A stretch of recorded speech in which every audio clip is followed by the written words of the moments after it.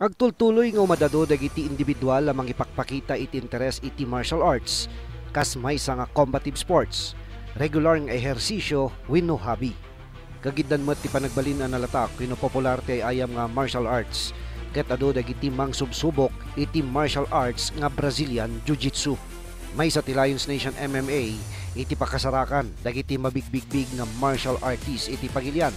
Ti Brazilian Jiu-Jitsu wenno BJJ ket maysa nga klase iti martial arts ken combative sports ang nakapokus iti grappling, ground fighting ken submission. Karigiti mixed martial arts fighters ket maysa daytoy karigiti skills a kasapulan nga ikan atensyon para iti makunkuna a ground game. Jiu-Jitsu kat may samot lang nga very important iti mixed martial arts. Karon no striker di kaya ayaw mo ngawan kay tayam or wrestler di kaya mo.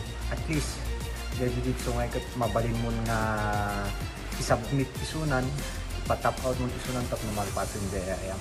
So very important mo lang jay Jiu-Jitsu nga kasla nya paranda din, kasla background mo nga dati amo. Kasi Jiu-Jitsu kat mabalin na nga palpasin nga Ragos TV. Okay, first nga move first nga submission nga ramidan kat pinaka-basic kat nyari ko na dyan Majimbo, RNC, rear naked choke. So, astig ang rear naked choke. Astig di basic na. First, siyempre, very important ang nakajay likod na. And ito kamay, iman na kat masapulid ka na. And di may isa nga imam adati neck na, leg na. Tap no, suti pang i-choke mo. Then that's it. No, adapt to yan. Kaya mabalin mo nga alam ito na ti rear naked choke. Kasi yan. Then, purahin lang iso na, squeeze mo, tigbabasit, ang mga biglaan nga i-power kamay. Maminsan kat may bus nga dagos day power mo. So nga, nagyalag Jiu-Jitsu athlete nga kat inaya din dalang squeeze. Kaya inga na ag-pass out or ag-tap out iso na. Yan. Second move kat, if ever man nga ano mo nga maala iso na ti rear naked choke, damot ti kwak pagkajay second choice mo na arm bars. So arm bars.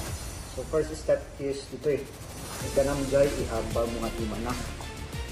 Then iganam jay wrist na mo lang. Tapos masapul iganam mo lang jay wrist mo nga ilak mo jay ina. Then jay may sasakam iyapan mo jay jay ulo na. Okay. So yan.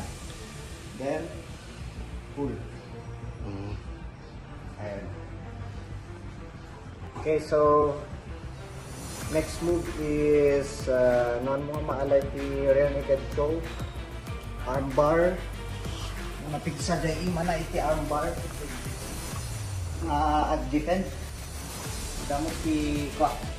Next move tayo ito switch tayo ti triangle. So first step is ilagay mo dahil sakang dito and di mana. Then ilabas mo din na sa sakang, ilagay mo dito move na. Tapos ilak mo ito kasi na triangle. Yan. Then pull. Okay. Ilak mo sa dito pala nga triangle. Tumakbo iso na. Ayan. Siguro no nakalapin na tayo katawan ng tawala na. Yan. Chop, kasano ka significant ti pa nag-grow ti mixed martial arts tata? Comparing idi nag-grow di kayo? Nagpaspas actually ti ko nag-grow ti mixed martial arts tata. Makita tayo ngayon ako mga even the DJ countries hindi na very alok sa iti mixed martial arts ko. So adaan ti representative that, especially the party Middle East and Russia. Ti Jiu-Jitsu ket epektibo a klase ti martial arts para iti self-defense Kitagbalin nga epektibo na ito iti may nga martial artist, babaen iti regular apan na kay pasidong iti ensayo ken training. Para iti sports fun and fitness, Bombo Jordan Tablak para sa number 1 and most trusted radio network in the country, Bombo Radio Philippines, Basta Radio, Bombo! Good morning, Philippines!